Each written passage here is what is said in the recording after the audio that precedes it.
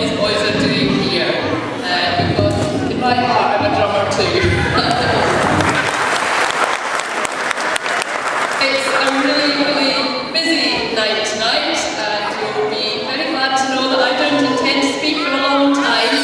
I do want to thank Dr. Asham and the other members of the Executive Committee for inviting me along tonight for the words of welcome, although I do wish, because one of the big problems of being somebody who's in the public eye is anywhere you go they always read out your birth date. It's amazing how much older you get as the years go by. So I'm thinking I'm going to have to blank that out somewhere along the line. But very nice words of welcome, and really word of appreciation for all the people that have obviously worked so hard to get all of this together. It's a great celebration. It's a great pleasure to be with everybody here tonight, and I'm really enjoying all the music and dancing so far. It's such a dark, dreary night tonight. At this time of year in Scotland is not very nice, and so it's lovely to come into somewhere where there's so much light, sound and colour, and I know that you've got lots more of that still to come. What's really interesting is that you're bringing different traditions together, which is fantastic. You're here with the tradition of your own homeland, but then you're joining it with the traditions of the place that you've come to live, and it's fantastic to see that. The Scottish Government does value enormously the diversity that exists in Scotland. We have different faith and belief communities, different cultural communities, different linguistic communities, and all of that comes together to make Scotland into something better and richer than it's been in the past. And we talk about there being many, many colours in this Scottish tartan, but it really is true, and you're part of that. But Dr. Asham's already been talking about the long association that has been between India and Scotland, and I'm sure he knows far more about that than I do. And what I do know is that Scotland's colleges and universities and all the many students that have come to Scotland and settled here have actually contributed a very great deal. And I discovered that actually the Hindu community in Scotland has the highest proportion of people with degree level qualifications of anybody. So obviously you're doing something right.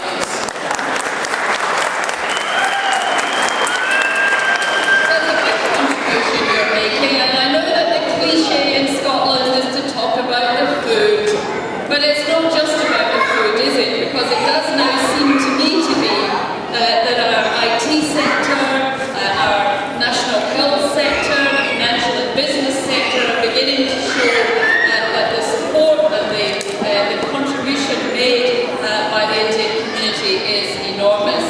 And then there is that other shared cultural exchange, cricket. Now I always think in Scotland that's a little bit dubious. But as Dr. Asham pointed out, I was actually brought up in Australia, because like many of you, I was an immigrant when I was a wee girl, and I was raised in Australia, and even though we were a Scottish family, you begin to take on some of the traditions of the place you're in. So we grew up really enjoying and playing cricket, which is not really a terribly Scottish thing. And I think what's really interesting is that Scottish cricket, which I do enjoy, and is quite popular, nevertheless seems to go an awful lot to the Indian cricketers who are actually playing in the Scottish cricket teams. So there's another great crossover that's going on. Now I have to tell you, as you can imagine, Deepavali is not part of my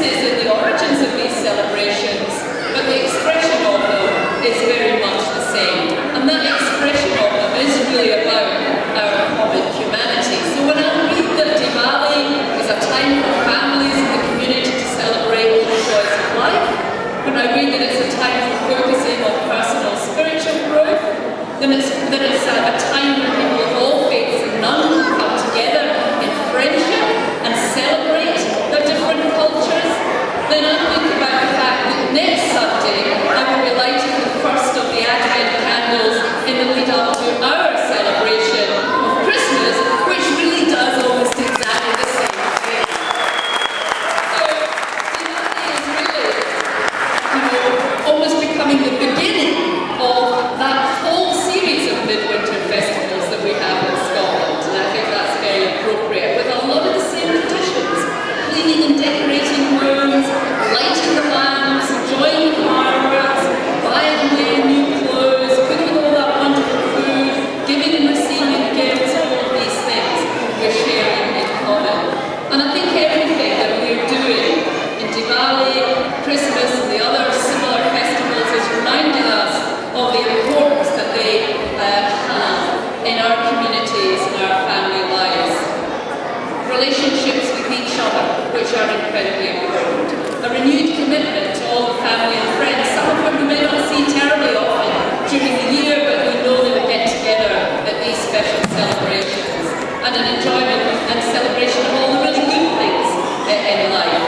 So Deepavali therefore is a wonderful opportunity to come together in friendship, to recognise and celebrate what is good in our one Scotland today. So as you look forward to the remainder of this evening's festivities with your friends and family, may the beauty of Deepavali fill your homes with happiness, and may the coming year provide you with all that brings you joy.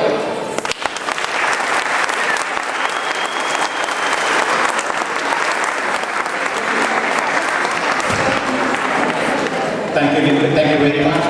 At this occasion, I would like to request Mrs. Mike Tara to give a bouquet to the Honourable Minister.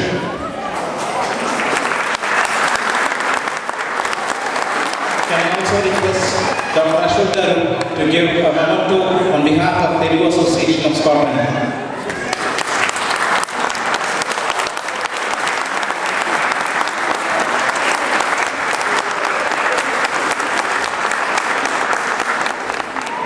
Very much.